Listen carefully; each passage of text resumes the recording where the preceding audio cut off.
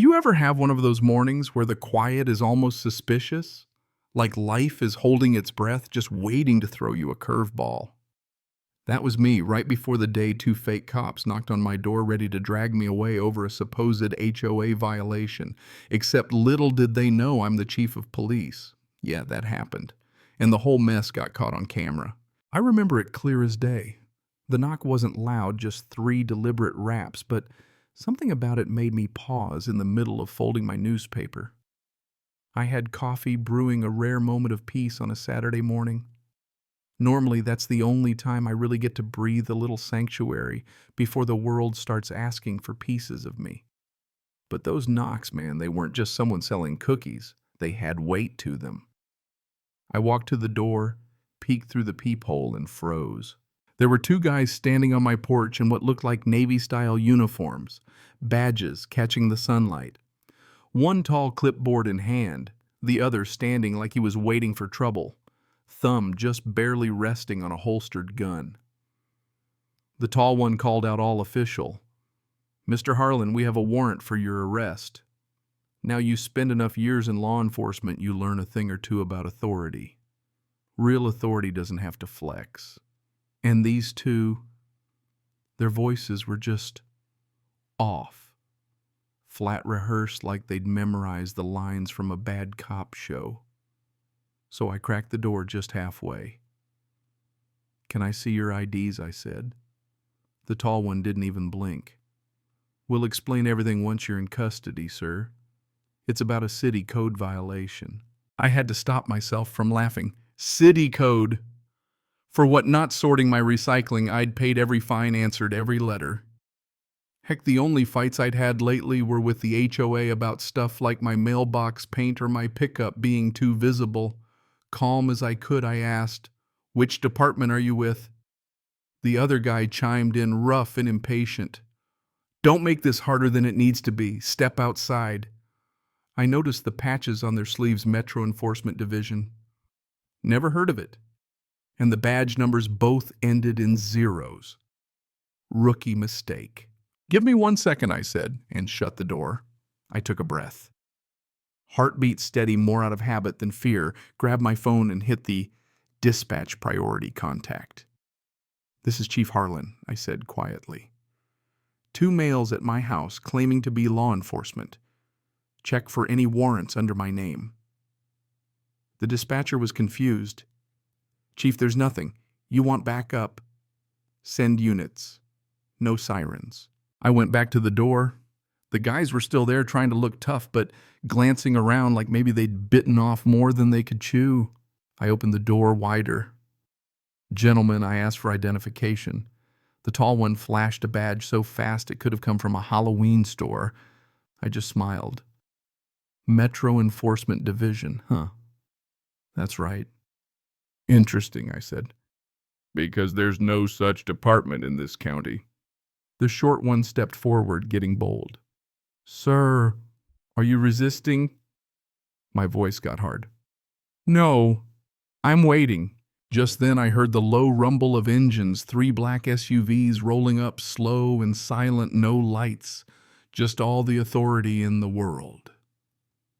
The fake cops stiffened. By the time the first SUV blocked my driveway, they knew the jig was up. Real officers stepped out, hands on their holsters. In seconds, those 2 clowns were on their knees, fake badges shining on the sidewalk, all the neighbors peeking through their blinds. "You came to arrest me," I said softly, "but you didn't even check who I was." The tall guy tried to stammer some excuse. "We were told by who?" I cut him off. He looked away, mumbling. As my guys cuffed them, Sandra Whitmore, the HOA president, was already watching from her window, probably pretending she had nothing to do with it. But I knew better. You get a sense for these things. Somebody pulled strings, and whoever it was, they'd just made the biggest mistake of their life. You want to know how it got to this? Let me back up a sec. A couple weeks earlier, everything seemed normal. My house is at the end of Maplewood Drive in a cul-de-sac straight out of a real estate brochure, hedges trimmed flags on every porch. I'd been here 10 years, bought the place when I finally got promoted to chief. I'd figured, maybe life would slow down. Coffee at 6, jog through the park, warm cinnamon roll from the bakery. Folks in town respected me, but nobody really knew me, which honestly I preferred. That changed when Sandra Whitmore moved in. She came from Florida, clipboard glued to her hand, acting like she'd been crowned queen of the neighborhood. First time I met her, she was already scolding me for a couple leaves near the gutter. We're just keeping the community up to standard. Mr. Harlan, she said, laughing in a way that sounded like she'd practiced it in the mirror. You understand, right? I smiled. I think we're all doing our part, ma'am. Apparently that was the wrong answer. Next thing I knew, I got a violation notice in the mailbox, paint fading, correction required within 7 days. I laughed, painted it. That afternoon, thought that would be the end. It wasn't. Another letter came, a complaint about my truck parked in the driveway. It's my truck, been there since I moved in. I walked down to the HOA office, which is just a rented room beside the library. Sandra was in there typing away. Oh, Mr. Harlan, she said, not even looking up. We've had several complaints. Rules are rules. From who?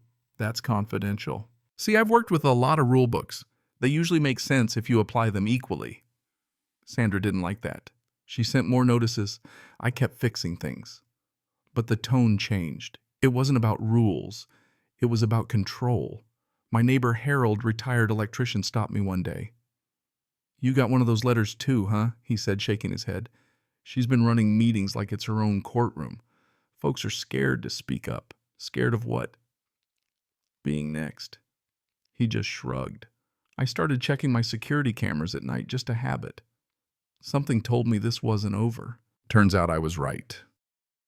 About a week later, a letter arrived, bolder, thicker, urgent, stamped across the top. Failure to comply.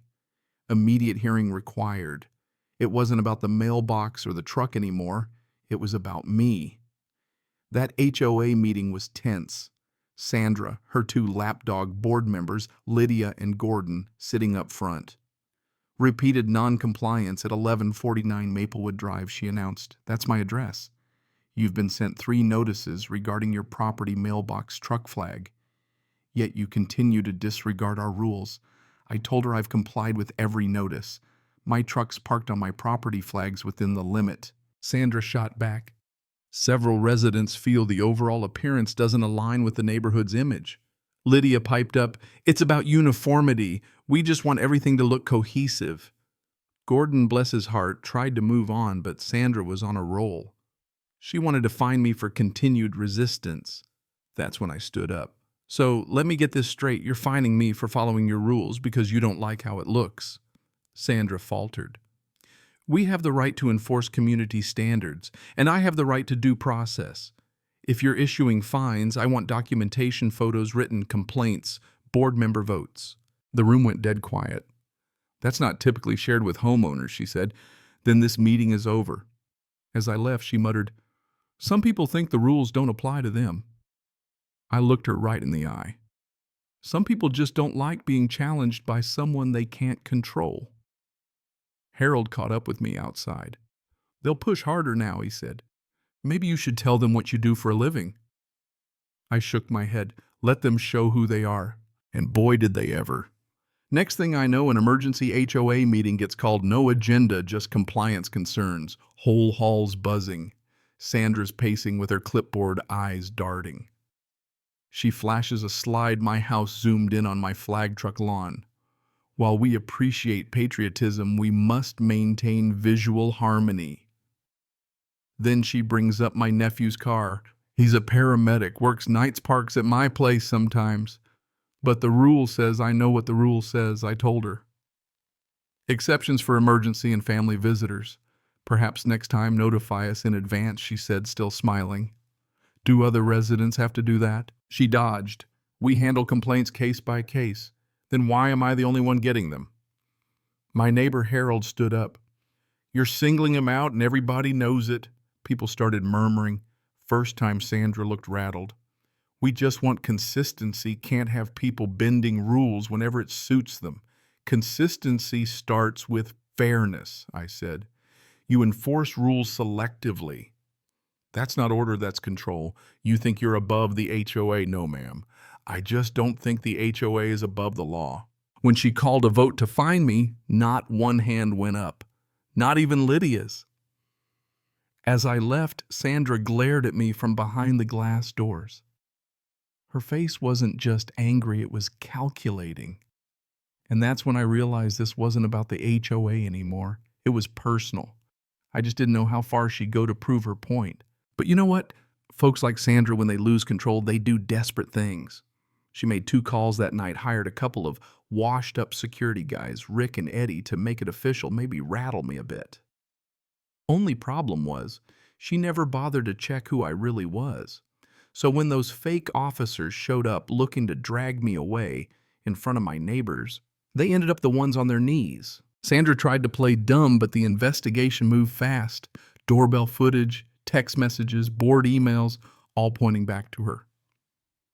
Channel 5. Atlanta picked up the story, then the national outlets. Suddenly, the neighborhood that used to judge my flag started judging her folks crossing the street when they saw her coming cookouts, canceled her name now, a punchline instead of a threat. She tried to save face, sent out some pitiful apology. I deeply regret the misunderstanding, but it backfired. Board demanded her resignation. And as for me, people I'd never spoken to started coming by saying they always respected me, offering sympathy they'd never shown before.